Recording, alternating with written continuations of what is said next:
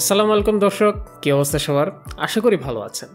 আর আজকের ভিডিওটা টাইটেল দেখে অলরেডি বুঝতে পারতেছেন যে আজকে আমরা একটা ডিফারেন্ট ভিডিও নিয়ে হাজির হয়েছি এবং এটা অ্যাকচুয়ালি নতুন কিছু না। আমার চ্যানেলে আপনারা অলরেডি হয়তো এর আগেও বেশ কিছু পিসি বিল্ডের ভিডিও দেখেছেন, তবে আজকেরটা বেশ ইউনিক একটা পিসি বিল্ড। তো সামটাইমস অনেকে আমার কাছে জানতে চায় যে আমার পিসিতে আসলে কী স্পেসিফিকেশন, এবং এর পেছনের কারণটা হচ্ছে যে যেহেতু আমরা কন্টেন্ট ক্রিয়েশন করি, সো ভিডিও এডিটিংয়ের জন্য আসলে কীরকম একটা পিসি থাকা উচিত এই বিষয়ে আসলে অনেকেই ধারণা জানতে চায়।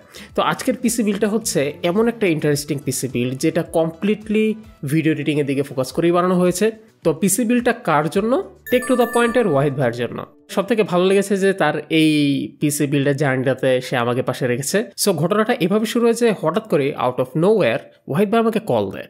তো কল দিয়ে বলে যে আই নিড এডিটিং পিসি।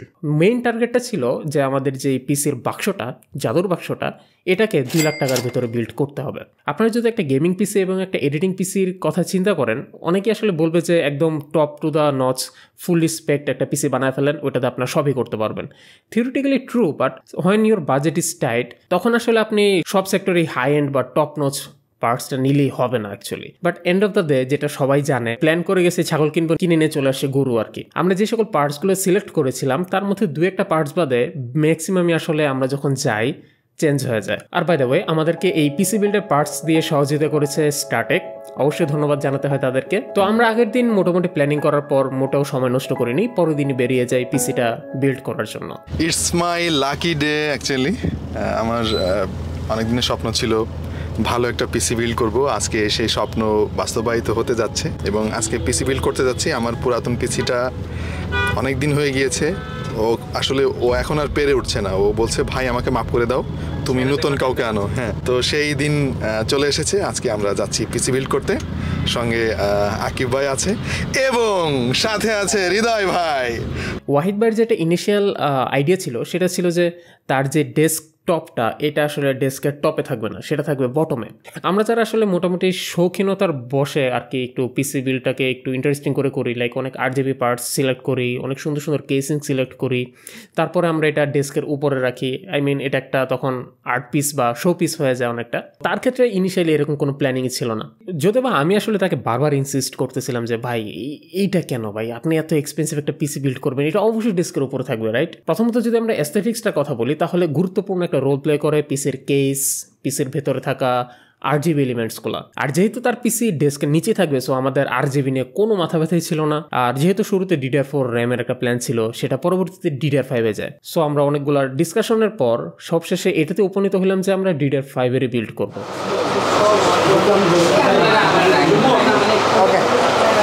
আরে ওয়াহিদ ভাই, হ্যাঁ কি খবর আকিব ভাই? এটা কি নিলেন? ওয়াও, i9 4090 ভাই পাইলাম না, i9 এর উপরে পাইলাম না। আমি i11 বা 13 খুঁজতেছিলাম, বাট এদের কাছে নাকি i9 এর পরে কিছু নাই, তাই এই জন্য এটা নিচ্ছি। ভাই প্যাক করে নেবেন। হ্যাঁ, good luck for your build. Thank you. Video এডিটিংয়ে আসলে DDR4 এবং DDR5-এ ম্যাসিভ কোনো পারফরমেন্সের ডিফারেন্স আসলে পাওয়া যায় না। But end of the day DDR5-এ আমরা মুভ করেছি এবং এটা আমাদের কোনো লস হয় নাই। যদি এবার র্যামের বাজেটে আমাদের হয়তো একটু এক্সট্রা খরচ হয়েছে, বাট এটা আমি মনে করি নট দ্যাট মাচ। আমার প্রথম ধারণা ছিল যে একটা র্যাম স্টিক হয়তো বা 20,000 করে যাবে, সো 40,000 টাকা যদি র্যামের পেছনে ঢালি, কেননা আমাদের মিনিমাম রিকোয়ারমেন্ট ছিল 32GB র্যাম, তবে আমরা 20,000 টাকার থেকে অনেক কম প্রাইসে DDR5-এর 16GB দুটো স্টিক ম্যানেজ করতে পারি। এটা ছিল gskill Ripjaw S5। ভাই এটা ওয়ারেন্টি কত দিনের? 3 বছরের ওয়ারেন্টি ভাই। আর এটা 3 বছরের, এটা প্রোডাক্ট লাইফ টাইম, মোটামুটি সব প্রোডাক্টই হচ্ছে ওয়ারেন্টি আছে। এটা হচ্ছে আপনি 3 বছর পাচ্ছেন। থ্যাংক ইউ ভাই, অনেক ভালো লাগলো। ঠিক আছে ভাই, থ্যাংক ইউ। কোনো সমস্যা হলে অবশ্যই, যে কোনো সমস্যা আপনি আমাদের জানাবেন। অবশ্যই ভাই। এগুলো কি ভাই? আপনি না আইল্যান্ড নিলেন, আবার ক্যামেরা চলতেছে না? ক্যামেরা। আর এই পিসি বিল্ড করার শুরুতে আমাদের প্রথম প্রাইমারি টার্গেট ছিল Core i7-13700K আনলকড প্রসেসর, যেটা আপনারা ওভারক্লক করে আরও অনেক পাওয়ার আউটপুট নিতে পারবেন। এরপর আমরা জিপি হিসেবে নিয়েছি PNY এর RTX 3060 12GBটা। আমাদেরকে এখানে আসলে অনেকেই 3060 Tiটা সাজেস্ট করতেছিল, যেটা আসলে গেমিংয়ের জন্য বেটার, বাট আমাদের জন্য দরকার হচ্ছে VRAMটা। লেটস সে আমি যদি 4K মাল্টি ক্যামেরার কাজ করি, তাহলে এটা আমাকে অনেক ভালো একটা বেনিফিট আউটপুট দিবে। সো আমরা সেটেল হয়ে যাই এই 3060 12GB কার্ডটাতে। এরপর আমরা মাদারবোর্ড নিয়েছি Asus Prime G690P। এটা একটা 12 জেন বোর্ড, বাট আপনারা জানেন 12 জেন বোর্ডগুলোতে 13 জেন সিপিইউ ইউজ করা যায়। সো আমরা ওইটাই করেছি, কেননা 13 জেন বোর্ডগুলো আরও অনেক বেশি এক্সপেন্সিভ, সো ওইটার দিকে যাই নাই। আর আপনারা জানেন যে আসলে ভিডিও এডিটিং কিন্তু একটা স্টোরেজ এক্সপেন্সিভ একটা কাজ, ভালো পরিমাণে স্টোরেজ প্রয়োজন পড়ে, কেননা দেখা যায় যে একটা ভিডিও যখন এডিট করে ফাইনালি আউটপুট হয় 1080pর কথা যদি বলি, তাহলে দেখা যায় যে এবারে যে 2 থেকে 3 জিবি বা 4 জিবি, এটা ডিউরেশনের উপর ডিপেন্ড করে। আর যদি 4K-তে চান, একটা 10 থেকে 12 মিনিটের ভিডিও ইজিলি 8 থেকে 9 জিবি কনজিউম করে ফেলে। সো এইটা হয়তো বা বড় কোনো কিছু না, কিন্তু যখন একটা ফুল প্রজেক্ট শ্যুট করা হয়, ফেস ক্যাম রেকর্ড করা হয়, তখন একটা ফুল প্রজেক্ট এভারেজে 50 থেকে 60 জিবি স্পেস নেয়। এটা আমি একেবারে ন্যূনতম বলছি, ক্ষেত্রে বিশেষে 100 জিবিও সারপাস করে। তো এই ক্ষেত্রে আমাদের আসলে এই পিসি বিল্ডের স্টোরেজ সলিউশনগুলো নিয়ে একটু ভালো করে চিন্তা ভাবনা করতে হয়েছে, এবং আমরা এখানে কিছু ডিপ্লোম্যাটিক সলিউশন বের করেছি। প্রথমত আমরা একটা 4 টেরাবাইটের হার্ড ডিস্ক নিয়েছি, যেটা 7200 RPM এর। এই হার্ড ডিস্কটি হচ্ছে Toshiba X300। এটা খুবই হাই পারফরমেন্স একটা হার্ড ডিস্ক, এবং এটার দামটাও মোটামুটি ভালো এক্সপেন্সিভ।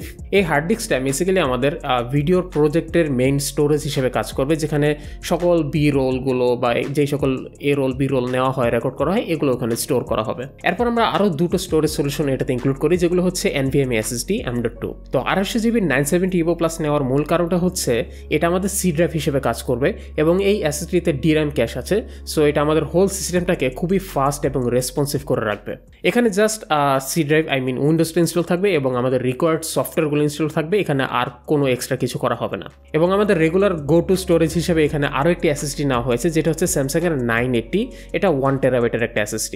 এখানে DRAM ক্যাশ নাই, বাট এটা অনেক ফাস্ট এবং যথেষ্ট পাওয়ারফুল একটা SSD, যেটা আমাদের ক্যাজুয়াল স্টোরেজের জন্য কাজ করবে। বেসিক্যালি এখানে প্ল্যানিংটা হচ্ছে যে আমরা যখন কোনো একটা ভিডিওর কাজ শুরু করব, সেটার যে ফাইলগুলো, এগুলো ইনিশিয়ালি এই 1 টেরাবাইট M.2 SSD-টাতে থাকবে, এবং কাজটা যখন শেষ হয়ে যাবে তখন সব কিছু ওই 4 টেরাবাইটের হার্ড ডিস্কে ডাম্প করে দেওয়া হবে। সিপিইউর কুলার হিসেবে আমরা নিয়েছি EKWB 360 রেডিয়েটর। তারপর পাওয়ার সাপ্লাই হিসেবে আমরা নিয়েছি ডিপকুলের PQ750M। এটা একটা মডুলার পাওয়ার সাপ্লাই, 750 ওয়াট। আমরা ইনিশিয়ালি একটা কেস সিলেক্ট করি, যেটা লিয়েনলির কেসটা ছিল একটু ছোটোখাটো সাইজ, বক্সের মতো কম্প্যাক্ট, বাট ওটাতে ATX ফুল সাইজ ATX পোর্ট বসানো যায়।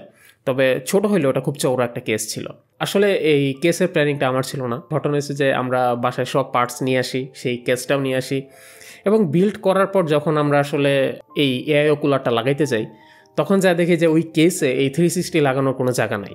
ভোর 5:57 এবং গতকাল রাত 11টা থেকে আকিব অলরেডি এটার বিল্ড শুরু করেছিল। আলটিমেটলি এখন সে যখন সিপিইউ কুলারটা মাউন্ট করবে কেসিংয়ের সঙ্গে, তখন আমরা বুঝতে পারলাম we are doomed.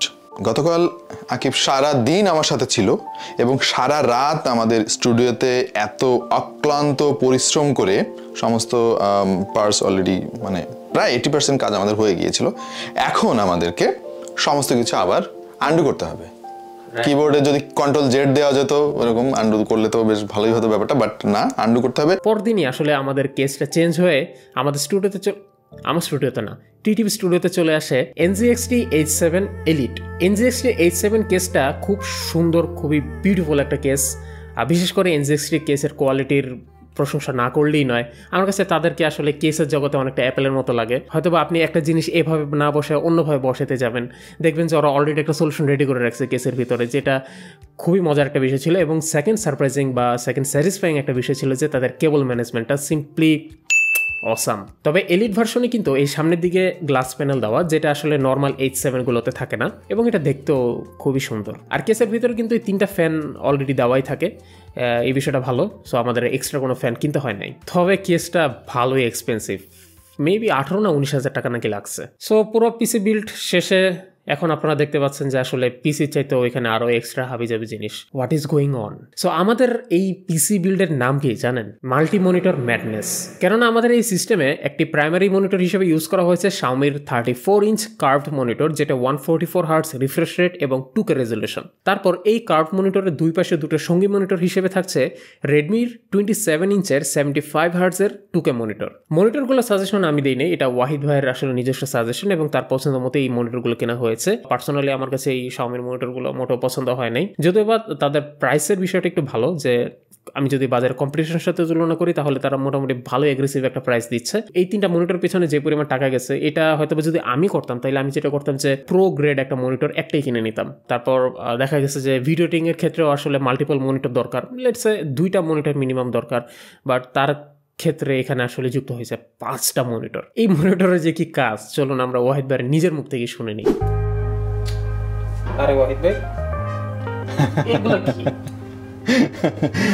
Breaking news, আমার সেটআপে আরও 2টা মনিটর যুক্ত হয়েছে রিসেন্টলি, এবং হ্যাঁ আপনি বলতে পারেন দিস ইজ মানে মাল্টি মনিটর ম্যাডনেস, বাট এইগুলোর প্র্যাকটিক্যাল কিছু কাজ রয়েছে, এগুলো খুবই ইন্টারেস্টিং। আমার দর্শকদের যদি বলি অবশ্যই তারা বুঝতে পারবে।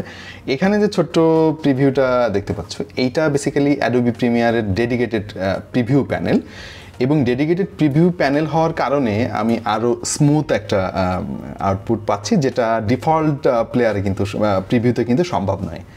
আচ্ছা, আর মাল্টি মনিটর নিয়ে তো অলরেডি আমি ডিসকাস করেছি যে এখানে আমার সমস্ত রিসোর্সগুলো আমি এখানে রাখতে পারছি। এটা খুবই ইজিয়েস্ট ওয়েতে আমি ড্র্যাগ অ্যান্ড ড্রপ করে আমার কাজ আমি করতে পারছি। আর এখানে আরও একটা মনিটরে বিভিন্ন কাজ করা হয়, কখনো ফটোশপে কিছু এলিমেন্ট তৈরি করতে হয়, প্লাস আমি ব্রাউজার ওপেন করে রাখি, ইউটিউবে অনেক কন্টেন্ট দেখে আমাকে রিসার্চ করতে হয়, এডিটিংয়ের সময় এটা আমাকে হেল্প করে। হ্যাঁ, আমি জানি সবাই হয়তো আমাকে প্রশ্ন করবে তাহলে এটা কি জিনিস।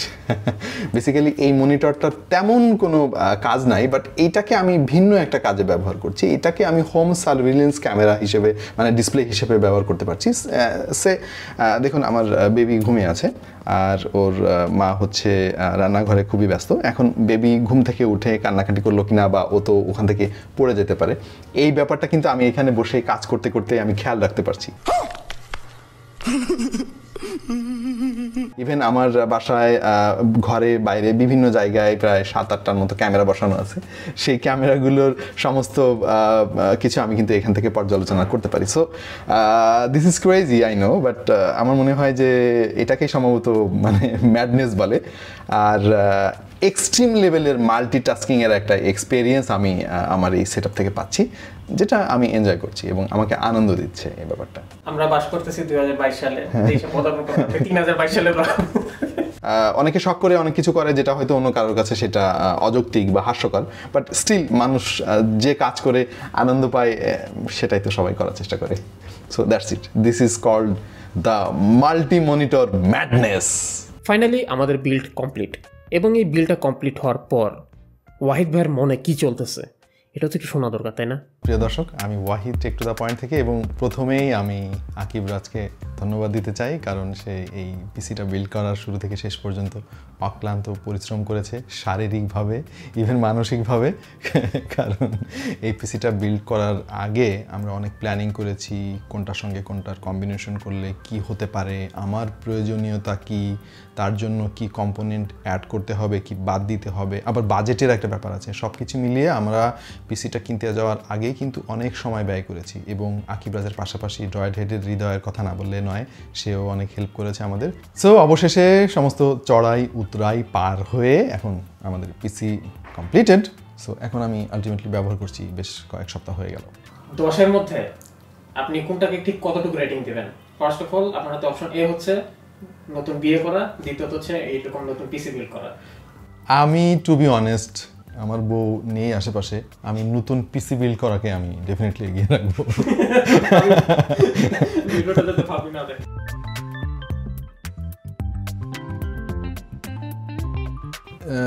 আমার আগের পিসিটা ছিল রাইজেন, এবং সেটা 3600, এবং গ্রাফিক্স কার্ড ছিল হচ্ছে GTX 1650 সুপার।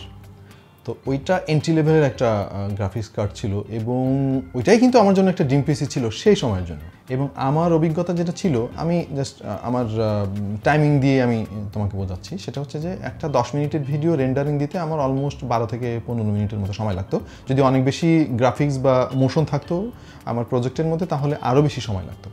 এখন আমি যেটা দেখতে পাচ্ছি, আমার সেই একই টাইপের প্রজেক্ট রেন্ডারিং দিতে সময় লাগছে 1.5 মিনিটের মতো। দিস ইজ ইনসেইন, এবং আই এম ভেরি হ্যাপি। এই পিসিটা বিল্ড করার পরে আমার মনে হয়েছে যে এটাকে যদি আমি নিচে রাখি তাহলে মানে ইনজাস্টিস হয়ে যাবে পিসির উপরে। সো এটা ডেফিনেটলি টেবিলের উপরে রাখা ডিজার্ভ করে এবং আমাদের এখনকার সেটআপ দেখে মনে হচ্ছে যে এই কাজটা আমার আরও অনেক আগেই করা উচিত ছিল। তো এই পুরো পিসি বিল্ডিং প্রসেসটা মোটামুটি 3 দিনের মতো সময় নেয়, যেটা একদিনে হয়ে যাবে ভাবছিলাম, বাট হয় নাই। আসলে পুরো পিসি বিল্ডটা একটু কমপ্লেক্স হয়ে গেছিলো একটা পর্যায়ে গিয়ে, অনেকগুলো পার্টস, অনেকগুলো হাবিজাবি, এই সব কিছু মিলে আসলে খুবই একটা মজাদার একটা পিসি বিল্ডিং এক্সপিরিয়েন্স হয়েছে আমার সাথে। এবং সামনে অবশ্যই আপনারা আরও একটি ইন্টারেস্টিং পিসি বিল্ড দেখতে যাচ্ছেন। এটাও একটা খুবই পরিচিত, আপনাদের টেক কমিউনিটির একজন বহুল পরিচিত একজন ব্যক্তির পিসি বিল্ড, নামটা এখন না বলি, ভিডিওটা আসলে আপনারা অবশ্যই দেখবেন। সেই ভিডিওর প্রতি সবাইকে আমন্ত্রণ জানিয়ে আজকের মতো এইখানেই শেষ করছি আজকের ভিডিওটি। যদি ভালো লাগে অবশ্যই একটা লাইক দিয়ে যাবেন, আর যারা সাবস্ক্রাইব করেন নাই অবশ্যই চ্যানেলটি সাবস্ক্রাইব করে রাখবেন। ইনশাল্লাহ আবারও দেখা হয়ে যাবে। টিল দেন সবাই ভালো থাকবেন, সুস্থ থাকবেন, টেকভার্সের সাথেই থাকবেন। আল্লাহ হাফেজ।